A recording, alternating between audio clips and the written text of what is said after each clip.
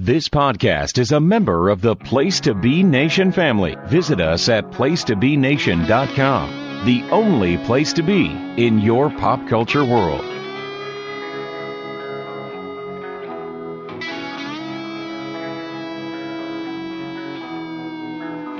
I heard you've been looking for me, but you look for trouble.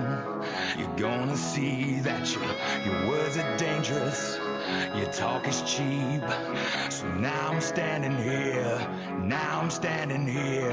You tell yourself you know what to do when you realize that I am coming for you.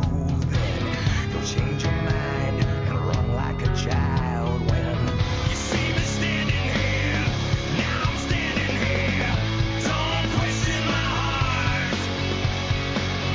Don't question the fire that burns inside. Place to Be Nation, welcome back to another episode of Extreme Resurrection. I'm James Gruenberg. Alongside with me tonight is my partner, Steve Riddle. Steve, how are you doing tonight? I'm doing good. Glad to be here for another episode. And I got to tell you, Gruney, this is one I've been kind of dreading a little bit since I came on here with you on the show. Because, I mean, we knew we were going to get to this point in the history of ECW, but it doesn't make it any easier to talk about. No, it does not. And especially like what's actually going to happen in the first episode, and that's going to compare to real life tragedies as we get into the second episode too. Because the first episode, like here we're covering here tonight, it's a little it really is cringeworthy because like we have like the highlights of like interviews and stuff that they did with like some employees and stuff as we are into like this Mr. McMahon blew himself up angle, we're right in the heart of it. And, like, especially with like the, the federal investigator coming on too, as we get into the episode, that was cringeworthy. And there's always that, there's always like a Simpsons meme that goes out there, like when you show something and then it's a picture of Lisa Simpson where it's like, oh, I knew that photo. I knew that would come back and haunt him one day. And, this I feel like is coming back to like haunt us because of like what actually did occur going into the second episode. But for now, we will get into our first episode here tonight. We're live in Charlotte, North Carolina. This is ECW, June 19, 2007. Like I said, Steve, we have highlights of interviews of people who heard the explosion of Mr. McMahon's limo. They were like, oh, we were having a cigarette outside and we were like packing up and ready to go. We see Mr. McMahon and he steps into the limo and the limo blows up. Yeah, this again, like you said, really kind of not having aged well, unfortunately, watching this back. And I remember because I think we should. It's important to note here, like you said, this is June 19th. 4 days prior, on the 15th, the wrestling world got shocked to this core. Got rocked when the news broke that one of the great legends of the 80s tragically passed away way too young, and that was Sensational Sherry. Oh, geez, I forgot that one too. Yeah. Yeah, she's 49, which was again way too young for her, and especially considering we had just seen her not that recently. She was on. Of course, she went to the Hall of Fame the year before, and I think I can't remember if it was a few months prior or late 06 when she made like that random appearance on TNA. When Bobby Roode was like.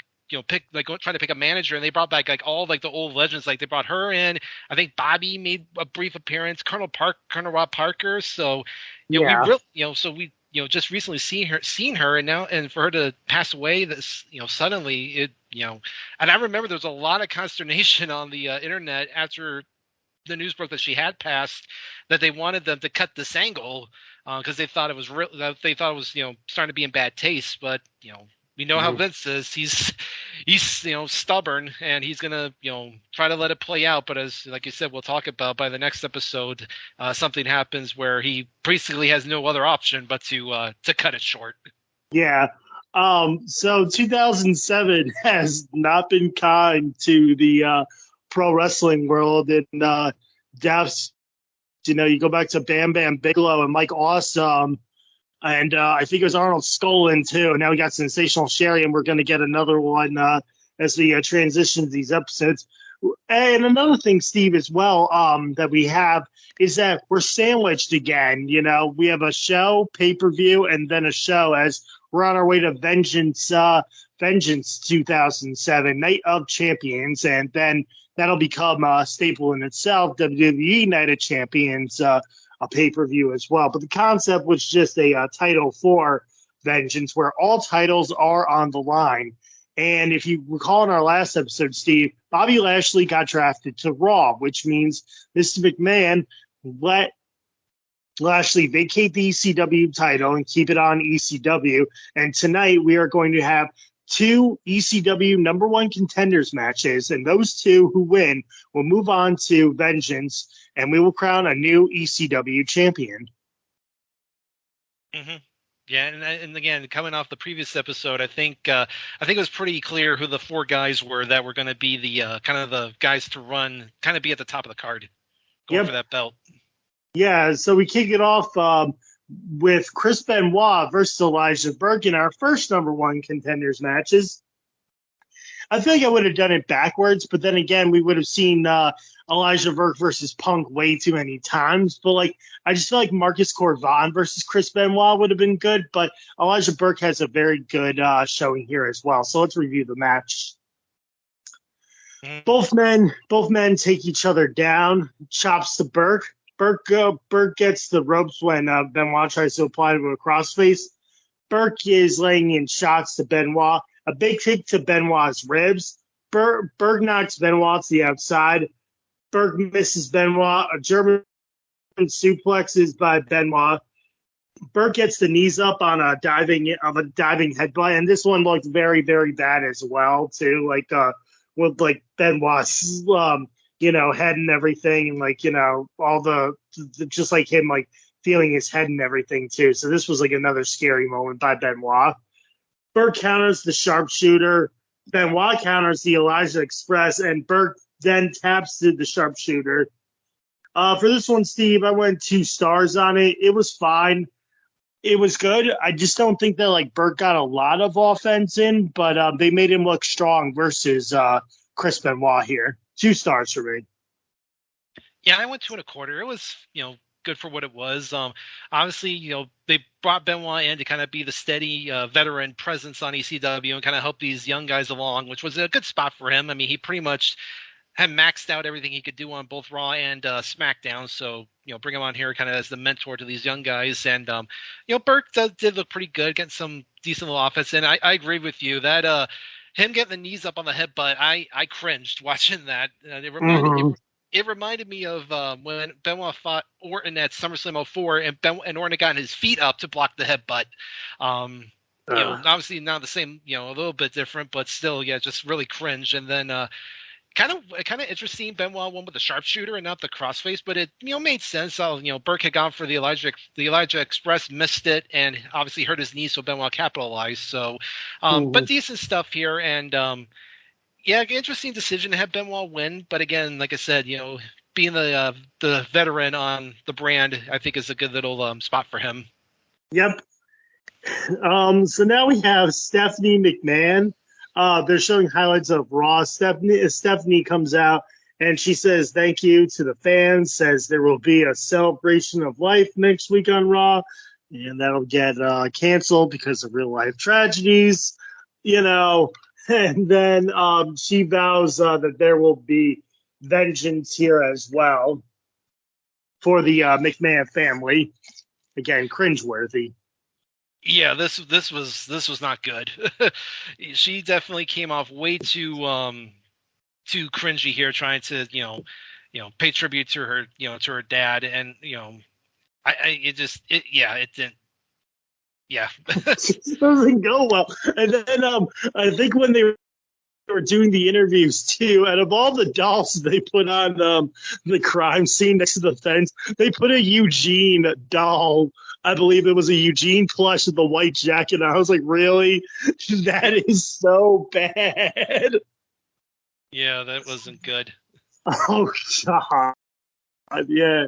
So now we have the Boogeyman versus Sean Alexander.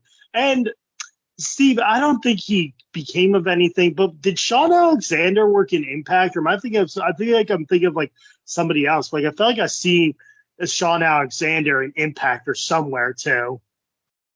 I don't know, but yeah, I'm not sure. But when I saw him, my first thought was it's like he looked like a Great Value Cesaro, just with the build and the facial hair.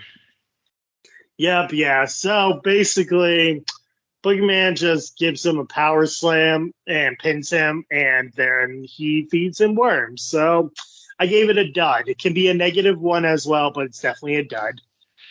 Yeah, dud as well. I don't know why they still thought they thought Boogeyman was going to be a a guy. I mean, he's basically just a Entertainment attraction, yeah. Right, and like again, but yet they're still trying to give him these pushes. It's like it's just not going to work. Yep. And now we have another matchup here. It's Tommy Dreamer versus Kevin Thorne. They're really pushing like these all the entertainment out here tonight. And there's going to be a lot of entertainment on the next episode here, but they are like pushing everyone to wrestle here. So it's not a boring show, actually. It's just that maybe they are getting shorter matches, but everyone is getting on the card, Steve, here, as we'll see. Mm-hmm. Yeah. So we have Tommy. Yeah. Go ahead. No, I was just going to say, since Vengeance, it looks like the only ECW match on there is going to be the title match. Get as many guys showcased as you can. Yep. So now you have Tommy Dreamer versus Kevin Thorne. Elbow to Tommy's face, shoulder knocked down by Thorne, spine buster by Thorne, elbow drops to Tommy. Thorne goes into the turnbuckle, a bulldog by Tommy, and a sit down power bomb. Tommy hits the turnbuckle hard with his ankle, and then Thorne just gets the pin here. I don't know if this was a botch or not, Steve, but looked like Tommy went in too hard, with his ankle and rolled it, and then Thorne just pins him out of nowhere. For this matchup, I want a 1.5 stars. Yeah, I want a 1.25 stars. It was, again, decent stuff. They're still obviously trying to, give Thorne a little bit of a push, and Dreamer at this point is just he's pretty much, putting these guys over. He does get some decent, some of his standard offense in, but yeah, at one point it does look like he hurt his ankle, and then I guess they, he was just too hurt. That's why they kind of went to the finish as quickly as they did. Even though you clearly see on the pin, Dreamer's foot's underneath the bottom rope, and the referee doesn't, either didn't see it or he doesn't, he just ignored it. So, in any way, just kind of clunky finish to that match. Yep, and then I believe it's here after the this match, they go to highlights of the federal investigator talking, and Joey Styles just basically talks right through as you couldn't even hear what the federal investigator was saying, and Joey just literally talks right through it. And again, very, very cringeworthy stuff, and there's going to be a lot more federal investigators too. Mm-hmm. Yeah, there's nothing really much else to say. This is, again, I knew this would come back and bite him, and it's going to come and bite Vince. Yep. Mm-hmm. Gosh. So now we have newcomer on ECW, Johnny Nitro. He's going up against Nunzio. Again, here we are showcasing everybody. A takedown by Nunzio. Sidekick off the middle rope by Nitro. It's like a twisting leg drop to Nunzio.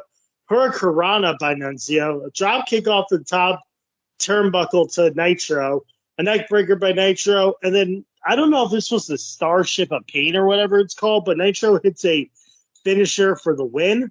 And for this matchup, Steve, I also went a 1.5 stars on it. It was good. A good performance. Yeah, I want a 1.25 stars for this one as well.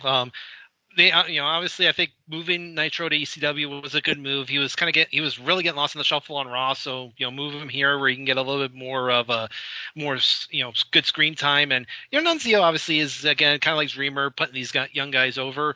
Nitro got to show off some good moves, like you said, the springboard kick, and then that cartwheel leg drop that he does, and then that finisher that flipping neck breaker he does. I believe it would be called the Moonlight Drive.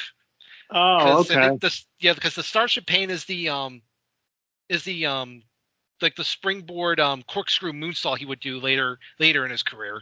Oh, okay. The Moonlight Drive. I'll remember that. Thank you. Yeah, because I forgot. Yeah.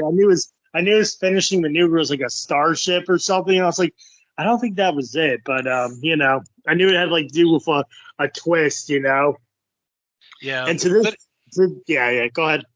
No, just kind of a quick match to get Nitro over, and little did anyone know what Nitro would end up getting here within by the time we get to our next episode. Yep, yeah, and to this day, Steve, Nunzio still wrestles. He was on the pre-show for Impact Victory Road 2023. So yeah, I saw him at the Westchester County Center. So he still wrestles from time to time. And now we have going backstage. We have we have Corvan and Elijah Burke. They are they're saying I'm sorry that you lost, but I'm not gonna lose to Punk, and then I'm gonna be the ECW champion here. So a little tension between the two because Elijah Burke lost his match with Chris Benoit, and Corvan has the opportunity to move on. Mm-hmm. Yeah, so we'll see if Corvan can beat Punk, and then we get a Miz promo. He's coming to ECW, and then we go backstage to the Extreme Expose group, and Brooke wants to hook up with the Miz. And Layla and Kelly are like, we can make that happen, And then Layla goes up to Kelly and's like, weren't you with the Miz like last weekend? And Kelly's like, shut up, Layla. So some drama apparently with the Extreme Expose here. Yeah, that Miz promo was definitely something. I mean, it's a testament to how much Miz will grow over the years, and because when you look at him here in 2007, you're thinking this guy's, just probably going to be fodder for a bit, but then and not really amount to anything. And, look at where he is now. So, so kudos, so good for him, obviously good for him. And, the Extreme Expose, fawning over him just feels so random. And like I said, now it seems like this little kind of obviously in jealousy between the three of them. Mm-hmm. Yeah. So now, then we get a Vengeance promo, with all three, the major titles and a couple others. John Cena is going to be in a 5-way featuring Bobby Lashley, Mick Foley, and a couple others. And then it's Batista's last chance for the World Heavyweight title, as it's Batista versus Edge. And, and now we have who's going to face Chris Benoit in the ECW title match for Vengeance. Will be CM Punk versus Corvan as we head to our main event.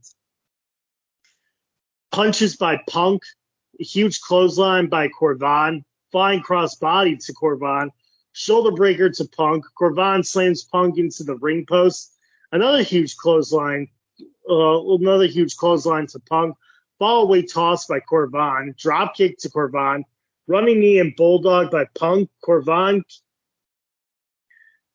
catches Punk off the springboard, and then a GTS to Corvan for the win. For this matchup here, I went 2 1/4. And when Corvan catches Punk off that springboard, that looked brutal, Steve. Yeah, I went 2 1/4 as well. I thought these two had some pretty good chemistry. Corvon really put his power moves over. Punk got some good offense in on his comeback, and yeah, that springboard that Punk does, and Corvon catches him with a power slam, and Punk nearly landed on, he nearly got dropped on his head. That was really scary. That could have ended really badly. And then obviously, Punk gets the kind of the shocking win with the clean win with the GTS over Corvon. I remember being kind of intrigued the fact that they did go the face route with having Benoit and Punk face each other for the title, but it made sense. Again, because you can do that, like I said, the mentor or the veteran of Benoit versus the youngster Punk. Maybe build a feud between the two of them down the line, and while you also have Burke and Corvon on the kind of on the outside, kind of lurking, knowing that they could jump in any time. So, yeah, I'm sure going in, a lot of people were really excited because Benoit Punk at the time was probably seen as like a big dream match for a lot of people. So, anyone who was gonna, who may have been on the fence of ordering Vengeance now had this match set up, and we're like, oh, maybe I will fork over the money to pay for it. And then Chris Benoit comes out, there's a stare down by both men, and then Benoit and Punk shake hands. So that's how we end our first episode of ECW, with both guys shaking hands. So a good show that we now know who's going into, or who was supposed to be going into Vengeance here. It's supposed to be Benoit versus Punk, and a good showing by all the ECW superstars here as well. Mm-hmm. Yeah, you could definitely tell they wanted to, after the draft, kind of, knowing they're going to reset some things and kind of maneuver more people around. Now that Lashley's on Raw, you figured Punk's going to be the number one face on ECW. Yep. Well, Steve, we didn't want to get here, but we knew eventually we would get here. In the weekend leading up to Vengeance, it was supposed to be Chris Benoit versus CM Punk for the ECW Championship. However, that did not happen, as Chris Benoit does not show up for a couple of live events over the weekend, and he does not show up for Vengeance. So replacing him, it is Johnny Nitro. He goes up against CM Punk, and Nitro becomes the ECW champion here. John Cena retains the WWE title, and then I believe, was it Edge retained the World Heavyweight title at Great American Bash? I mean, at Vengeance? Yeah, Edge beat yeah, it was a whole weird thing. Like, first Batista won by DQ, but then Teddy Long had the match continue, and then Edge ended up winning by countout. So he ended up leaving as champion. And then, so Johnny Nitro is your ECW champion. And then the Monday, the police were called to Benoit's residence at Atlanta, Georgia. And sadly, they found all three members of Chris Benoit's family, including Chris Benoit, dead. They all passed away. I remember, and again, this was because it was supposed to be that 3-hour Mr. McMahon tribute. I remember turning on Monday Night Raw, and I saw I saw the 2004 Royal Rumble, and I was like, oh, what's going on? And then they were like, I love you, Chris, and rest in peace. I was like, wait, what happened? And I didn't go on until that night, WWE.com, and Chris Benoit suddenly all of a sudden passed away, and it was like, what? So that's what is promoting Mr. McMahon to come back and say, no, we cannot continue this story and real life to actually happen. So Chris Benoit and his family had passed away over the weekend. And then during that Monday Night Raw, the news feed was coming in of the horrific actions of Chris Benoit and what happened, the double homicide and the suicide. I just remember being in shock of that Chris Benoit passed away on Monday Night Raw instead of the McMahon tribute thing, because I was a little bit invested in the McMahon tribute, and when that happened, it was like, really, what happened? You know? Yeah, that was really just a crazy weekend. I mean, because I remember I didn't watch the pay-per-view live. I was because I was working, but I remember I met with my dad after my shift, and we were at Fridays, and that was when the news actually started breaking that that Benoit and his family, and we will specify it was specifically Benoit, his wife Nancy, of course, woman from WCW fame, and their 7-year-old son Daniel had all been found dead in their homes. Obviously, from many know, Chris had children from a previous marriage that weren't living with them. So, but yeah, I just remember how insane that was to hear that. And then, like you said, they do this this tribute show. It's because they do it in the arena, but it's like all empty, and it's like they do they have like Vince, like you said, they open up with Vince, and he basically acknowledges that the angle that he was going with, who killed his character is pretty much now done. And then they would show, like you said, clips of, Benoit's career, some of his best matches. They were showing stuff from the Hard Knocks DVD. They had the people talking. And at the time, the one guy you probably had to feel the worst for was Dean Malenko, because, we're still, what, a year and a half removed from Eddie tragically passing away so soon.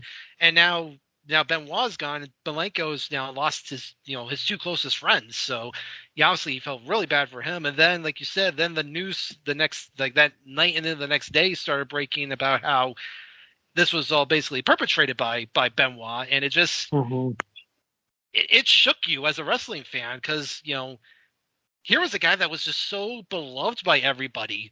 You didn't really hear much bad about him. No. When everyone was so excited in 2004 when he won the Royal Rumble, and then went to WrestleMania and won the world title. Obviously, and then had the moment with him and Eddie after the end of the show, and it just was just so horrific, and it shook you. Like I said, as a wrestling fan, to see something like this happen. And I gotta tell you that I'm sure it probably affected a lot of people and kept them from watching, just because of everything that had gone on. And the fallout from it, I think I think they had to go to Congress, because obviously the big belief around the time was it was steroid usage that caused Benoit to do what he did. And then the word kind of started leaking that they wanted to kind of examine his brain, just because of what it had, because of all the abuse he had taken over the years. And they kind of discovered that, I think it said that like his brain was similar to that of like a 65-year-old person with Alzheimer's. So yeah, it was actually like 80, and that was given by Chris Nowinski actually too. Like, Chris Nowinski was doing like all the concussion studies, and he asked like, "Can I see Chris Benoit's brain?" And he did a study on that, and he said this man had the brain of an 80-year-old man with Alzheimer's, and that is bad.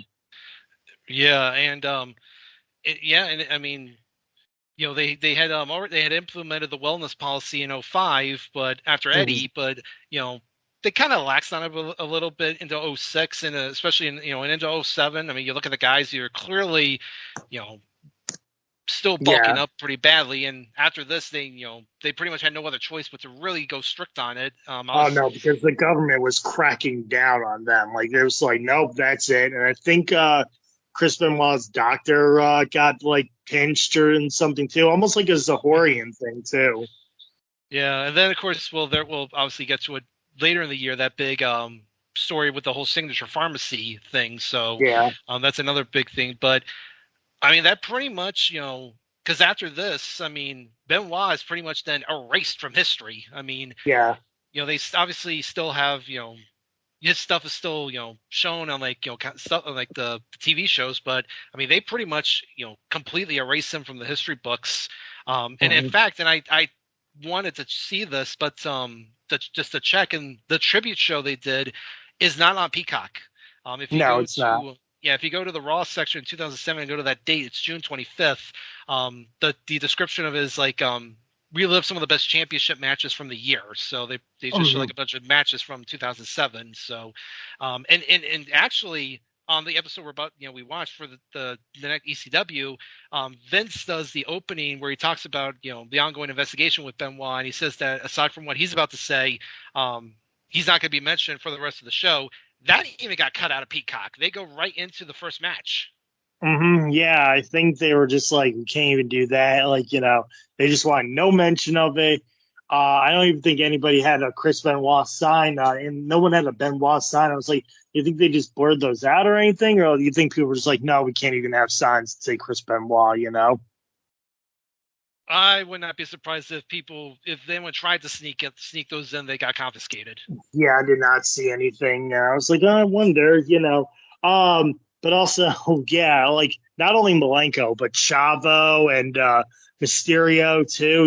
Like all these guys were like losing their best friends. Like Chavo told stories about Chris and the kids. And just like it was just so like tragic. Like you just didn't think that like this happened until you saw on Tuesday. Like I saw on Tuesday. Like it was like, oh, this is what really happened. It's like what, so.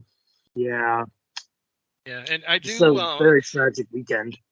Yeah, and I do. I mean, I don't know how many people watched it, but obviously they did do a Dark Side of the Ring on Benoit. They did a two-parter of it, and they kind of because Chavo on that episode talks about he like got some text from Benoit over that weekend, so he obviously he figured something was probably not right, and that's where it kind of went from there. So yeah, and then and then Hornswoggle did one of those like WWE Timeline 07s as well with Sean Oliver, like the whole YouTube shoot thing. He said it was like we were all in black, doing the McMahon tribute, and I think someone told Dean, and then Dean told Vicky, and then Vicky just put her hands down and just like was like all like in shock too, and then that was like when they told everyone this is what happened.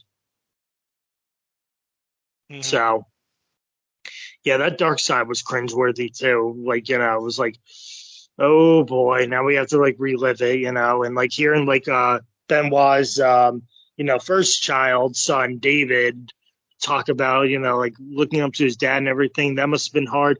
Chris Jericho like even saying like if anyone thinks I'm just defending my friend, I am not. But I'm telling you the person that I knew of Chris Benoit. Mm-hmm. Yeah, and I mean I'm sure you can't really knock the guys that did go on and talk about him on that tribute. I mean they didn't know. I mean they had no idea, and I'm sure that because on that Dark Side they talk about really how Benoit was never really the same after Eddie passed away, because they were obviously very close. They were like brothers. They were so close, so it never just I think just kind of the combination of not getting over Eddie and just years of abuse. I mean, it just it's it's kind of it is kind of sad to say, but it's well known that his idol was the Dynamite Kid, and he wanted to emulate his career after the Dynamite Kid, and in a sad way he did. Obviously, the only difference is Dynamite Kid didn't kill anybody. He just was left in a paralyzed state for like the second half of his life. Yeah. But alas, Steve, even though it seems weird to transition, we do have to cover this show here. This is ECW June 20. It's the 26th, 2007, San Antonio.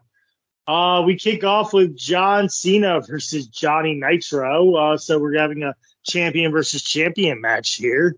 We have a headlock applied to Nitro, shoulder block by Cena, fisherman suplex to Nitro. Nitro goes flying into the turnbuckle. Cena falls to the outside and goes into the steps.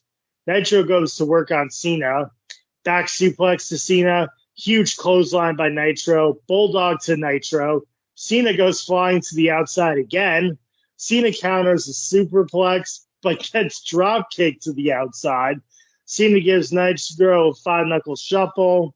Nitro counters the FU, a facebuster to Cena, a bulldog to Nitro, a guillotine leg drop, and the STFU for the win. for this matchup, Steve, I went 2.5. This was a very great kickoff matchup, and Nitro really held his own versus Cena, especially in like the end with the guillotine, with the like the kicks and the bulldogs and everything too. So I really thought it was good, and then Facebuster went back too, like looked devastating as well. Yeah, I went. I actually went 3 stars. I thought it was a really good match, and they gave these guys a lot of time. They gave them almost 16 minutes, which is unheard of for a 1-hour show. Kind of a big, rocket push for Nitro. I mean, we saw him 1 week ago, in kind of an innocuous match with Nuncio.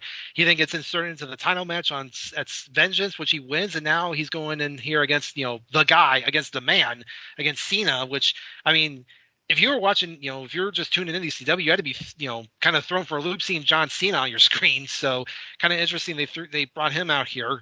And yeah, they had a good little back and forth. Cena kind of dominated early, just to kind of show that he was, the veteran. Nitro did get some good offense in, got a little good shine, and then Cena does end up making him tap.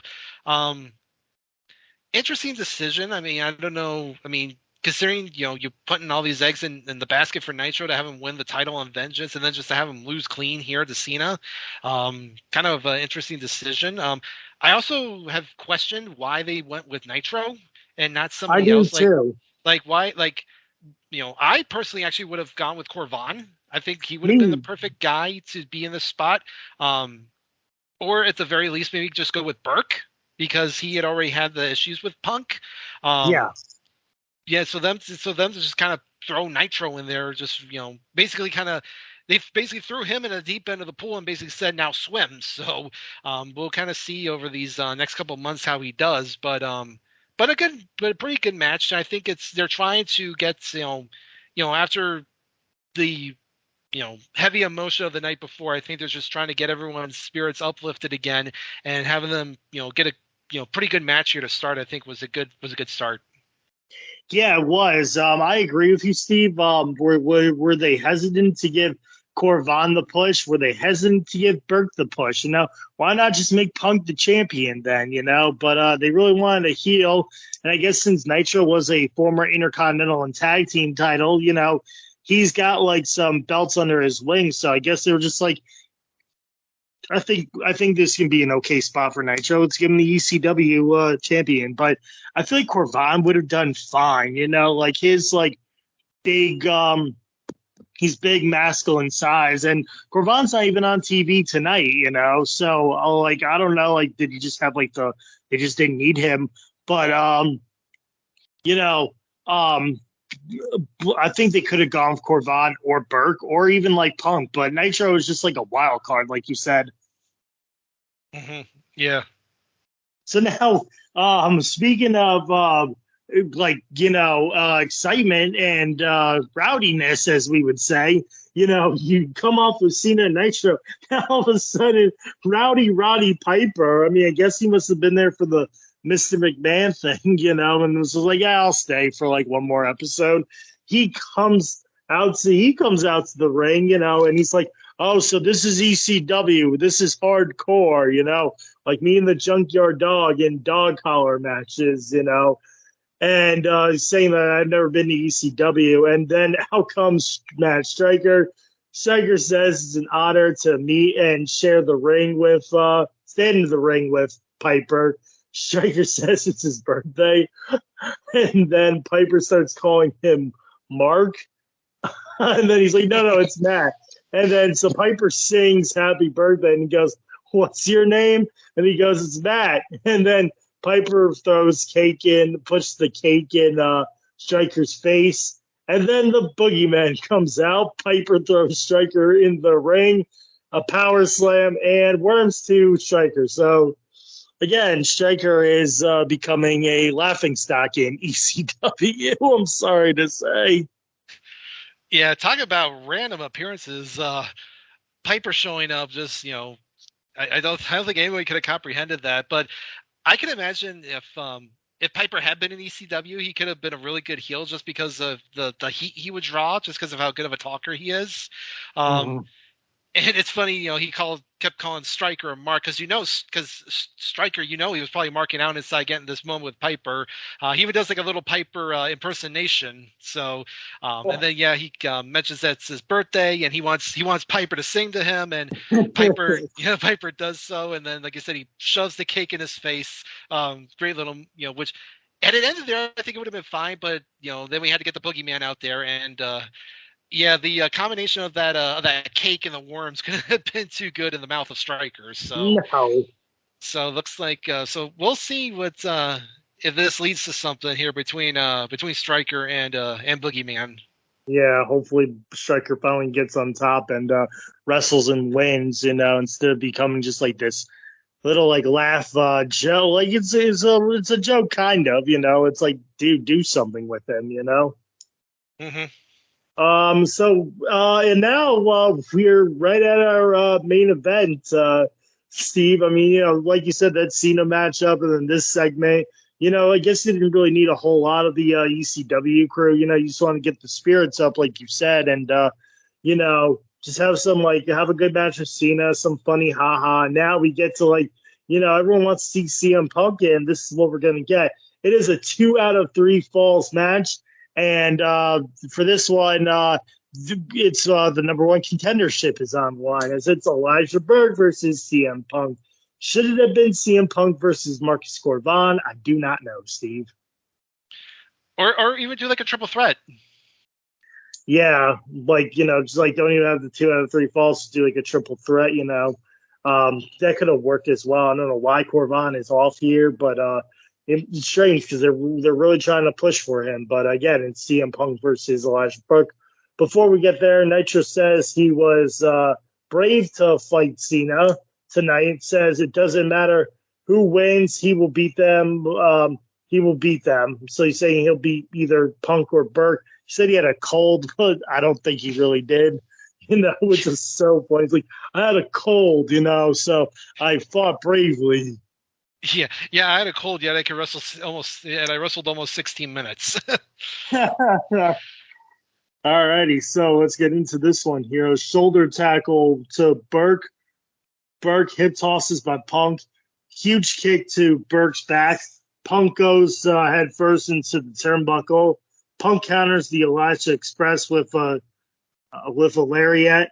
Elijah gives Punk the Elijah Express for the first fall. So it's now 1-0 Elijah Burke. So good matchup here. I mean, good for the first fall. But it was sort of like not hokey pokey, but like a little small start. Not the best start to off to the races. Basically, they didn't come guns blazing. Mm-hmm. Yeah, because I think they knew they were going to be going for a while, so best is, and they knew they were going to do, since they were doing the 2 out of 3 fall step, to kind of just pace themselves and not go too hard too fast. And then in the second fall, this is where it gets sort of weird. Punk just basically goes to the outside, and then Punk out of nowhere rolls up Elijah Burke for the second fall. So now we're tied 1-1. That was a little out of nowhere. Couldn't really do a lot of wrestling. I mean, you're timing it, so you want to save everything for the third fall. So little clunky finish, just like a roll up out of nowhere. But it's you knew it was going to the third match, right? Mm-hmm. Yeah, especially after Burke won the first fall, you knew they were going to go all three of the falls. Yep. So now we're going into the third fall here. Punk flip kicks Elijah. Elijah flings Punk off the ropes. Elijah misses a diving elbow, like he does, like that hang time diving elbow. He misses that. Uppercut to Punk, flying forearm to Elijah, leg kick to Burke, headbutt, and then the running knee and bulldog by Punk. Tornado DDT to Elijah for a 2 count. Elijah counters the GTS. Both men try to pin each other with roll-ups. And then Punk counters a backslide into the GTS. So it was a good matchup here, and Punk wins after that GTS. It was a good match. I went 3 stars. I like you did with Cena and Nitro. I did the other way. I really liked it. Elijah was showing a lot of strength here, and Punk just countered everything and got the win. So I went 3 stars. I really liked it. I went 3.5. I thought it was a really strong showing by both guys. And again, they got a lot of time. They got almost 17.5 minutes, which, again, on an hour show, you got one match went almost 16 minutes and one goes 17.5. So they really made it a very wrestling heavy show. So I definitely give them kudos for that. These two just have really good chemistry. They mesh well so good. And, they just really worked a great match here. You could tell that they've gained a lot of experience over from having their feud.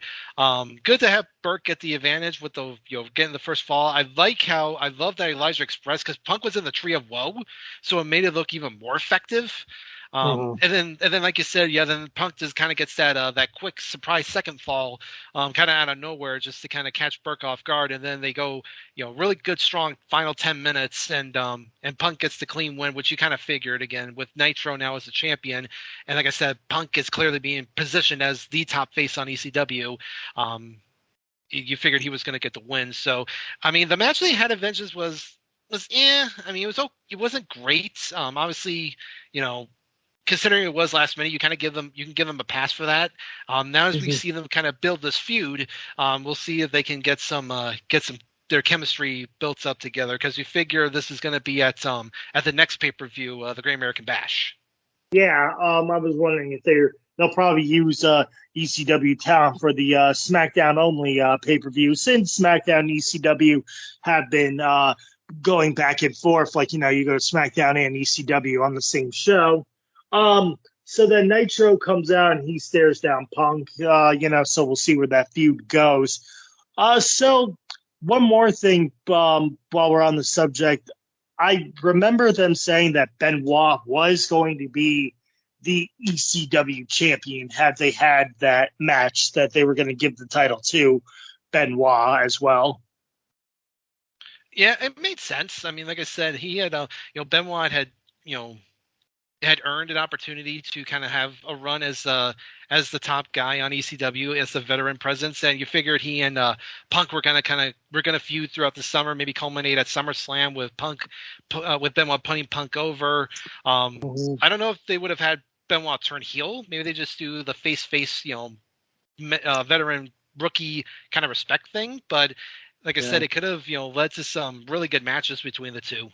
Oh, man, what could have been, like, it's just so like, oh, you knew we were going to get here eventually, and it was like, man, this really happened, so time moves on and it doesn't get any better, and now we got to see what happens with Nitro and Punk. I was looking forward to seeing what was going to happen with Benoit, and then all that just happened. So we're on a crash course, but very good ECW matches. I know they're not all ECW stars, but I felt like this, especially the second show, these shows were better than what we have been seeing, at least in my mind. Mm-hmm. Yeah, like I said, after the draft and some guys getting moved away from ECW, some new faces coming in, it kind of gives us a little bit of a fresh start on the brand. So if anything, it kind of we'll see what some of these guys do here as we go through the summer. Yeah, I definitely think after the Mr. McMahon feud with Lashley, like, it was getting stale. I was like, we have to do something, We're just shoving, like, Punk and Elijah Burke, even though it is working, we're shoving that, like, 4 times on, pay-per-view. And it's like, well, all right, like, we'll go with something else then, We can stop the McMahon-Lashley feud and whatnot and go from here. Mm-hmm. Well, that's going to do it from us here on Extreme Resurrection. But as always, Steve, do you have anything that you want to direct the listeners to? So you can usually find me over on the PTB Pop Experience. I got a few shows over there. Pop Goes to Classics. Myself, Andy, and Miranda are going through all the Disney animated films. By the time this drops, our newest episode will have dropped on The Emperor's New Groove. That was a good film to kind of get back to. So be sure to check out that. Making Mount Rushmore, I have there as well. Also, the Video Jukebox Song of the Day. That's mainly me, Andy, and Keith, but it's been going strong, so keep listening to that. Also, occasionally moonlight over on the North-South Connection, either on episodes of Cronoso, or if I join Ryan for his the premium live events previewings of the matches there. As I like to say, if you are not subscribed to them on YouTube, please do so. Those guys do a really great job over there with some of the content that they have, so they definitely deserve a lot of love. And of course, over on the PTB Facebook group, the Greatest Song of the 2000s tournament is going strong. We are now into round 2. A lot of big matchups coming in the second round. We saw a lot of interesting decisions in the first round, a lot of weird upsets. So it'll be interesting to see how the second round plays out as we continue to whittle the field down and determine the greatest song of the 2000s. Yes, Steve, I always enjoy the polls. 10 a.m., you're up there at 7 a.m. posting these posts, and I can't wait for them to come out. I just click, and here we go, Mm-hmm. There were a couple of upsets, too. I think it was whatever went up against What Goes Around Comes Around by Justin Timberlake. I knew Summer Love by Justin Timberlake wasn't going to get past, even though that was like the song of 2007 in my book. I was like, that's not going to get far. My Way by Limp Bizkit still going strong. We'll see what happens, right?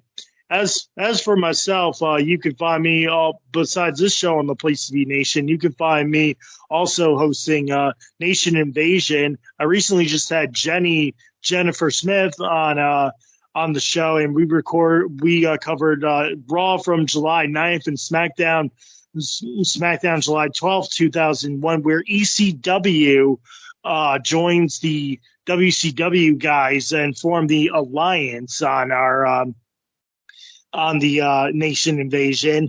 And Stone Cold walks out on the WWF team, and Vince has to go find him. So WCW and ECW are making a strong power play versus the WWF as we get closer and closer to Invasion here. We're on the Go Home edition as well. So that's going very, very well here. Well, that's going to do it from us on Extreme Resurrection. I'm James Gruenberg. He's Steve Riddle.